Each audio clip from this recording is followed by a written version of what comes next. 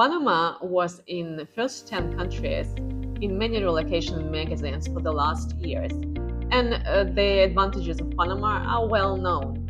Today, I want to speak about the things that may come as a surprise for you and may be challenging for some individuals, specifically about some disadvantages of this beautiful country. I have a list of 6 things that may come as a shock for some of you, and which are personally, for me even sometimes, are very challenging. So let's begin.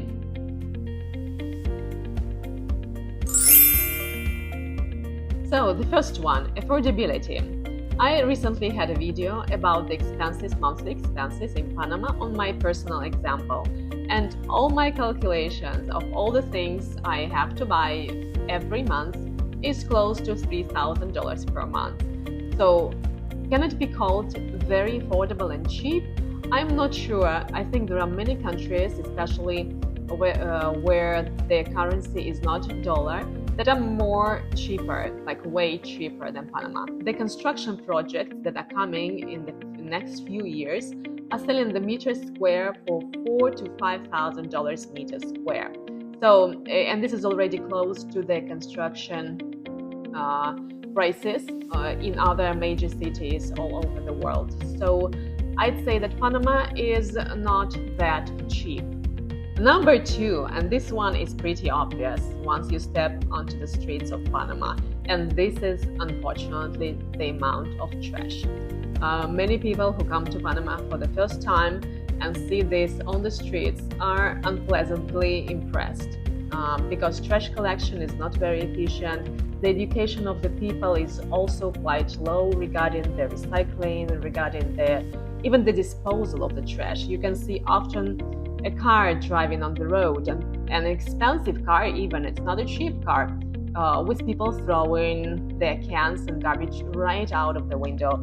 And for me, after 20 years I live in Panama, it is still very disturbing. I think the situation is getting better. The young mayor is making a lot in this regard, and my clients who come here once in a year for the winter say that the difference is noticeable, that the streets are really cleaner. So I believe we are on the right track, but at this moment that can be a shock. Number 3, culture and entertainment. I come from Russia. Russia is very rich in history, so it has the major museum, it has beautiful theaters, it has beautiful concerts. People are very creative. There is a lot going on.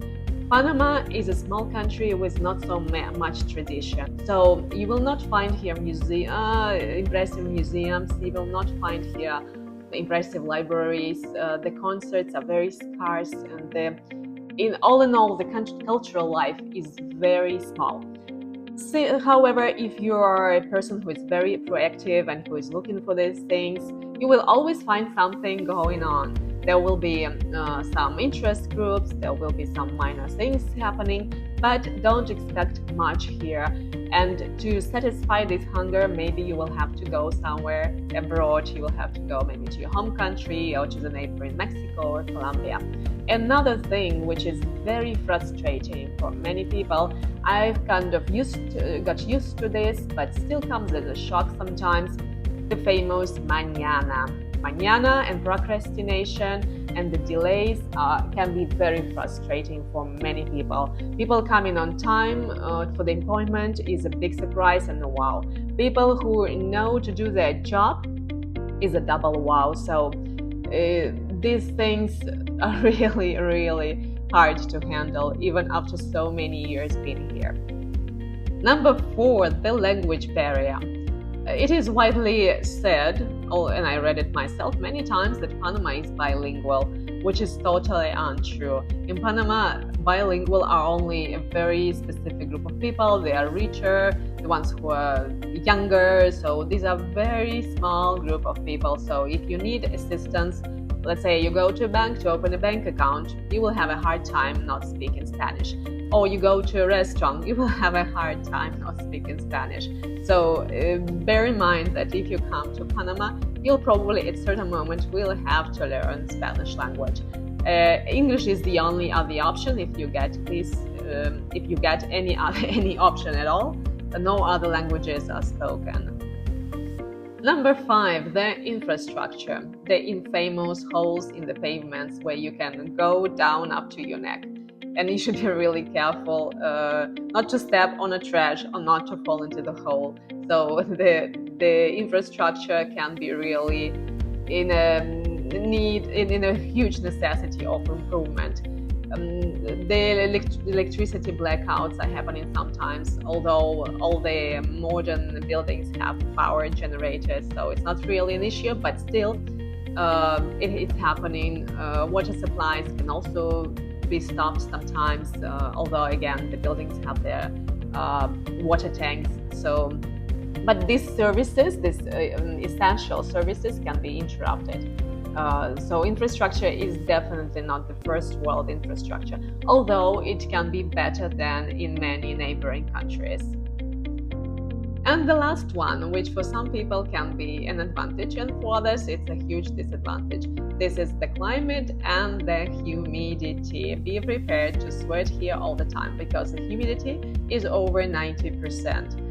The temperatures vary all year round from 25 degrees centigrade early in the morning to 35 degrees in the midday. And it's all year round, no difference. So if you want to jog, if you want to have a walk, if you want to do something outside, be prepared to do this or early in the morning from 5 to 7 or after the dawn. So Panama is a humid, hot country. Many people solve it going somewhere into the mountain areas like Boquete or El Valle, where the climate is fresher. It can go down to very comfortable 20 degrees, so there is a solution for everything. So that was my list. These things can be challenging for some individuals. For somebody, it can be nothing. I've used to take them as part of life here in Panama because for me, the good things like the sun, the oceans, the friendly people, the stable economy, for me, this security, these things are really more important than the whole list that I just highlighted. So if you liked the video, please give it a like, subscribe. If for you some other things are disturbing, I would love to know about them, so please make a comment.